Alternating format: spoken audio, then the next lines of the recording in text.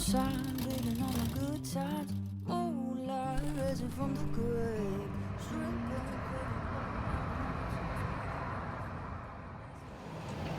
What's up, Whitesboro? Today, on this edition, we are down here at Flowers by Faith. We're going to go in and talk to Rhonda and Michael, and we're going to see what's going to go on. So welcome. Let's go see what's happening.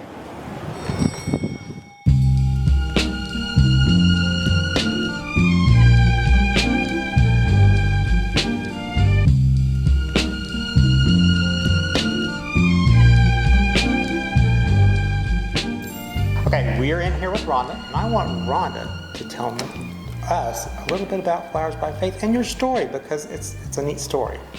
Well, Paul, it has been a crazy journey. This flower shop we just bought, my husband and I bought it in October of 2023. I came in one day looking for flowers for my daughter-in-law because she had just had our grandson. And I met Tracy, who was the business owner at that time, and Tracy and I connected really well, like we were old sisters for a long time. And she told me that she was thinking about selling the flower shop, and she had been praying about somebody to come in and buy it. And I looked at her, and my wheels started to turn, and I said, well, I might be interested in buying your flower shop. Little did you know, right? I didn't know. And I went home and I said, Michael, I got to talk to you. And my husband's like, oh my gosh, what did I do wrong? And I said, what did you do? Remember how I always said? He said, no, we're very quiet. I said, do you remember how I always said I wanted to have like a little cute shop on Main Street? The opportunity has popped up. And I said, what do you think about owning a flower shop? I'm like, what's the worst that can happen, considering the jobs that we had in our previous life? And so he was like, yes, let's go talk to Tracy. And we ended up buying this flower shop. It's been the craziest ride. And downtown Whitesboro is so much fun. You know, they've redone the streets recently, which helped considerably, because it still had the old pull-ups where, you know, they would pull the horses and the carts up. What do you think being downtown Whitesboro, and what does it have to offer that's so neat? This town, when we first moved out here, we were working on building our house, and on the weekends we would stop the work and we would come downtown. The charm of just the shops here, what they offer, there's a little bit of different things in each shop, but really it's the people, and that's where I connected, is the people. They're so great. You can't find true and just compassionate and kind people like the people here on Main Street. And I really loved that we were in a smaller atmosphere and able to know people by first names. And when I would walk in the store, they would know who I was. Yeah. And I absolutely loved it. I'm finding out because we're redoing a building down here, and I'll walk down the street and somebody will pop their head up, hey, your building looks really good. And I'm going, who are you?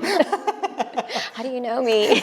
But it's such a good community. They're supportive. The community is supportive and just willing to give back to you as a business owner, and so it makes me want to work even harder to produce, you know, beautiful things. Of course, ours is flowers in our flower shop, and I want to be able to give back in that way to make people happy and put a smile on their face.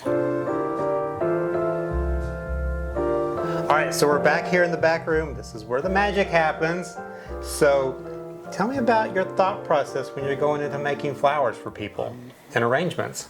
So I think that the greatest gift is that I'm a nurse, and being a nurse really prepared me to be a florist, because it's all about the details as a nurse, making sure you don't cut corners, making sure that you are compassionate in your care, and really that translated into the way I make flowers. I like colors. I love flowers, roses probably. And your favorite color is? Pink. I like pink, and this is one of my favorite pink colors. So do you tend to drift towards the pink color just naturally? I think pink is a very feminine color, and so being an ER nurse, that femininity, you know, sometimes it's more of, just compassion, and it kind of just translates probably into the colors that I choose for my flowers. Yeah. So you do weddings, and what else? We do just Mother's Day. Well, Mother's Day's coming up. That's kind of why we're here. But we're a full florist. We do weddings and funerals. We do graduations, sympathy, anything that you want. And I love when people give us an idea, and then we try to translate and capture their vision of what that flower arrangement looks like in their head. And that's kind of hard to do sometimes, isn't it? It is, but that's where the detail comes in, and you just ask the right questions so you can pull that information out to try to capture their vision. Well, I've noticed some of the flowers and the arrangements that you do coming out of here, and they're just beautiful. You did one for me recently, and Miss Dixie loved her flower. She's the one I was telling you about that we did the little ad for that day. She was just beaming. She's like, oh, those are so pretty. See, that is everything, because I always Yes. tell, Michael delivers most of the flowers, and I always, were they happy? Did they smile? And I just want to, if he says they loved it, that just makes me happy. So. Yes.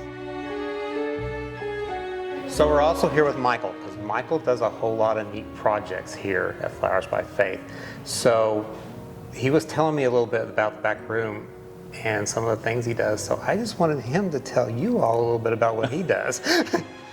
It was interesting. The best part of what I do now is the expression on people's face when I tell them that I'm a floral designer and we own a flower shop. Especially folks that that have known us for a long time. Because you do firefighter and EMS. Yeah, I was a firefighter for 33 years. Yeah. I went from rookie to chief in that time and walked out the door, and now we're playing with flowers and loving life. I've always loved building things, even as a kid, and I approach this as just a different building medium. Anything from a corsage to a boutonniere to a custom guitar for a funeral. And that was neat. I wish I could show you all the pictures that he showed me, because it was so neat. So he did a guitar that went to a funeral, and you also did an airplane, which I thought was cool. But tell him kind of how you built the guitar. Well, there were no guitar shapes. So what I did is I took a heart and I laid it over a circle, and I kind of slid it back and forth till it resembled a guitar, and then I cut out a sheet of plywood and then anchored everything to it. And in the end, I had a foam foundation to insert the flowers into, because the foam, it holds the water so the flowers continue to drink for a few days. And it turned out beautiful. The people, I guess the biggest compliment that I got on that, not only was it great, but they brought his guitar collection. And I was asking at the funeral home how it went, and they said they put that guitar over with his other guitars, and I was just like, wow, that was cool. And that's something that just hits home with everybody, that made it all worthwhile right there, all the work that went into it. And you did an airplane. We did an airplane for a young pilot. Yeah. I made it out of a cross, and then I added the tail fins, and I put a piece on top for the cockpit and covered it in flowers. And I think that's what's so neat about these little shops like this. I mean, you can get so much custom work done, and you have the time to stop and think about it and say, what's going to make that difference in that customer that walks through the door that no one else can do. And I think that's pretty dang cool.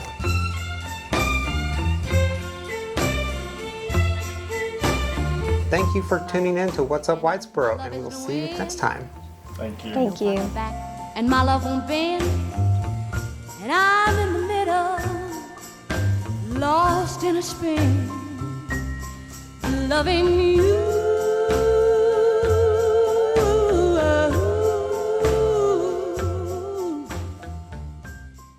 And you don't know, you don't know, you don't know.